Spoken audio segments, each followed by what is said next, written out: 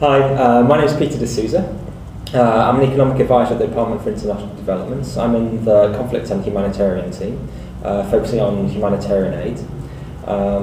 There are two teams actually working in humanitarian. One looks at policy and one looks at the actual delivery of humanitarian aid. And my role cross-cuts the two of them. Humanitarian aid is in response to emergencies, or say if there's a tsunami or an earthquake, or if there was fighting perhaps as a refugee camp. The idea is not about creating development, it's about meeting immediate needs. Then as the situation develops, ideally one would link humanitarian interventions with development interventions, so we have something sustainable. Recent years, things like the Pakistan earthquake has been a big response. This year there have been a number of smaller responses. For example, in Haiti there was Hurricane Sandy, there was a cholera outbreak in Sierra Leone. So these are the kind of things we respond to. Typically we try to act very fast because the longer you take, the bigger the caseload, the bigger the needs get. So for example, if you had a drought and there was a lack of food, the longer you wait, the more people become malnourished, and interventions to get malnourished people back to health are a lot more expensive than providing basic feeding. So the team's aim is to act very quickly. For rapid onset emergencies, once a call's been put out, we try to act within 2 days, and then start getting the aid out of the door. But there's a mixture depending on what the need is. For the economists in the team, for myself, really my focus is on efficiency, trying to do the most with limited funds. The team also has humanitarian experts, health experts, nutrition experts, each bring a different something to the table. For economists particularly key is the aftermath of a disaster. At the point of the emergency, really it's your humanitarian experts will dictate what needs to be done where. But following a disaster, checks need to be done whether the NGOs we've been working with have acted in an efficient manner. And that of course nudges them, gives them the incentives to act efficiently in the first place, to spend the money in the best possible way. So our interventions will typically have very rigorous evaluations, just so we can see whether the money is being well spent. I've known I wanted to work for Diffident for quite some time, so I kind of planned what's a good way to get in.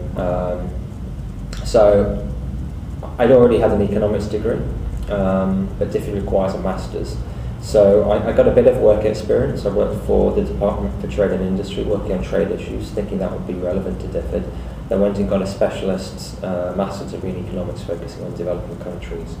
And from there, contacted the head of profession for economics, and there was a vacancy, and I took it up with grasped with both hands, and that was for a post in Nigeria. So often, what might happen is when there's a vacancy, you have to take it. So Nigeria is a tougher place to work, so not everybody likes to go there, or there may be certain teams within Diffident HQ which are slightly more difficult to work in and more challenging. So when you come in, you take what's available, and that's how you get in. And then you find out where your interests lie, and you can focus your career based on that. So for me, I've focused on the economics of Africa, developing countries. So I've done 3 posts there. Started in Nigeria, then went to Ethiopia, and most recently in South Sudan. Typically in a Diffid career, you would also spend part of your time in headquarters. So I've done some work in the policy team, working on growth, and as I've already mentioned, currently working on humanitarian aid.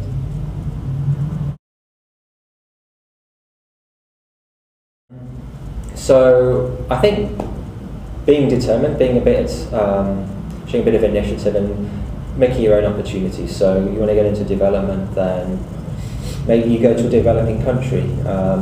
Lots of people get into development through the UN Volunteer Scheme or the ODI Fellowship Scheme.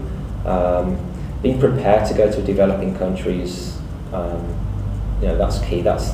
If you're there or you're prepared to go, there's often an opportunity waiting for you, or an opportunity you can make for yourself.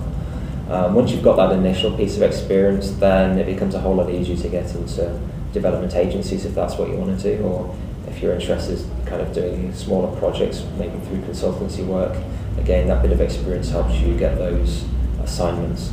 So I'd recommend showing some initiative and just trying to seek out an opportunity and take that opportunity when it comes. So a second tip would be, depending on your experience, if you've got some specific expertise, often it's possible to apply that to a development situation. For example, if you've been working in a central bank, maybe there's a central bank in Africa or somewhere else which has a kind of a niche need, and those posts are often, often really difficult to fill, and when you get the right person, the right post, it's great. If you're starting out in economics, likely you'll be a bit more flexible about where you go, and then you should choose what you want to specialise in, or if you want to be a generalist, there's kind of a different career path. Agencies like DFIDs cater best towards generalists. Some like the World Bank, you can specialise, but I think that's the exception rather than the rule. Otherwise, if you want to be a specialist, it's maybe the consultancy project route, which is more likely for you to be able to really use those specific skills.